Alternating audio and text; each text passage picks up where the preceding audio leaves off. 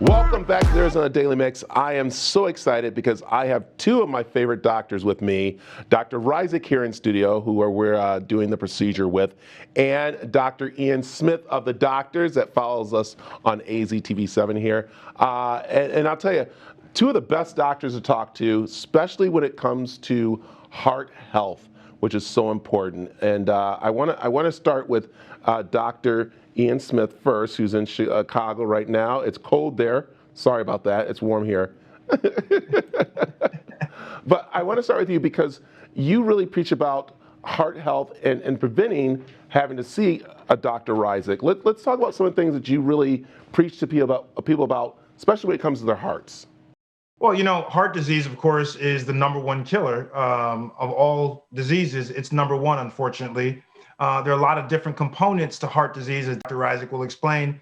But the reason why I talk about heart disease is because I believe that a lot of the diseases that afflict the heart can actually be controlled or modified by our behavioral choices, how you eat, how you move, your level of stress, really how we take care of our bodies. And people have to understand that heart disease isn't a sudden thing. It just doesn't all of a sudden, you just drop dead from a heart attack or have a stroke. Things happen in a gradual manner. It's an accumulation of bad behaviors and kind of negative things happening until you reach the threshold that, boom, you have that event. And so obviously Dr. Rizik and I are trying to get people not to have that unfortunate and tragic event. And a lot of that means your lifestyle choices, moving regularly, eating better, more whole foods, more antioxidants, things we talk about all the time, but people tend not to listen to until they need the services of someone like Dr. Rizik. Yeah, and Dr. Rizik, he said right there, prevention, but if not, they have to see you. And what we're doing is something as a repair.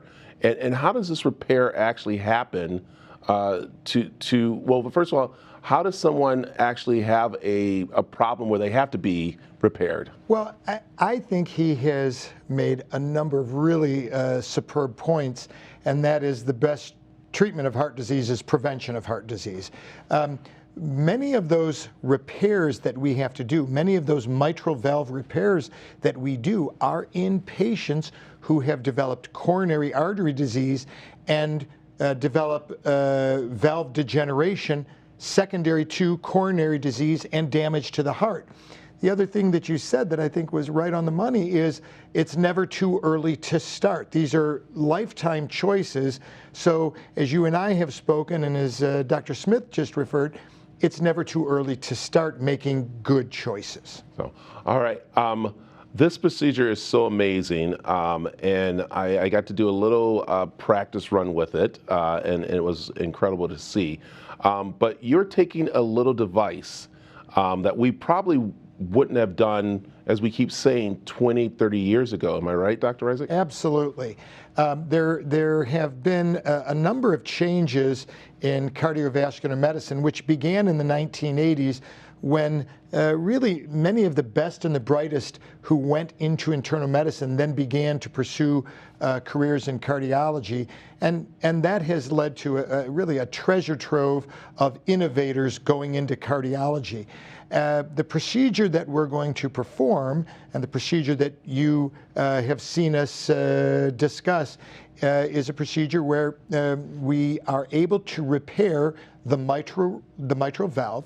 The patient has a leaking mitral valve, something we call mitral regurgitation, and we are able to repair that valve non-surgically. Whereas traditionally, valve surgery has been the domain of the surgeon, we are going to repair that valve by going up the leg, the vein in the leg with a small catheter, passing that catheter up to the heart, and then using a small clip to bind those leaking leaflets together and actually repair the valve and diminish the leaking of that heart valve. Wow.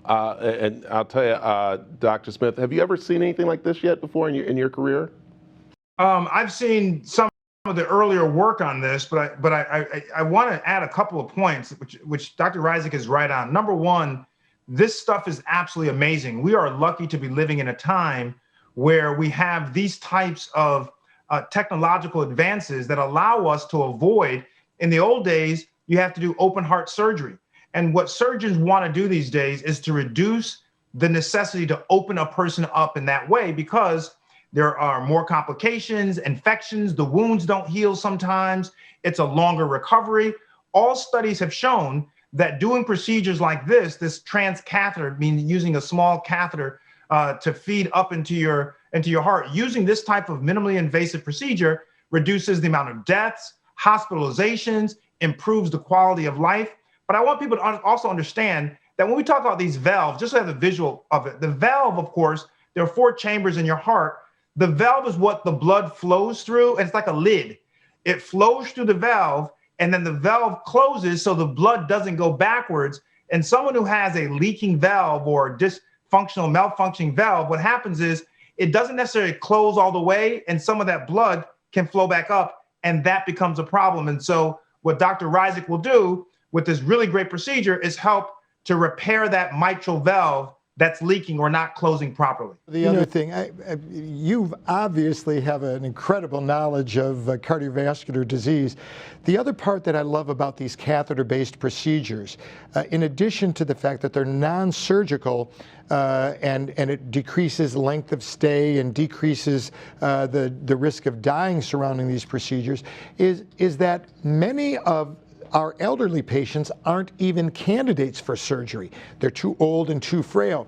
And just 3 or 4 years ago, these patients would have gone to hospice. These patients would have had no treatment option. And with the innovation in catheter-based procedures, now these patients, we perform the procedure and 99% of them go home the very next day. So it's been an incredible evolution in cardiovascular therapies over the past decade. Wow.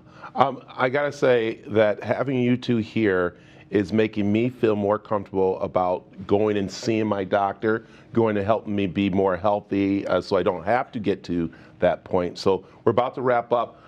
Dr. Ian, any quick tips we have out there to of course stay healthy with our hearts?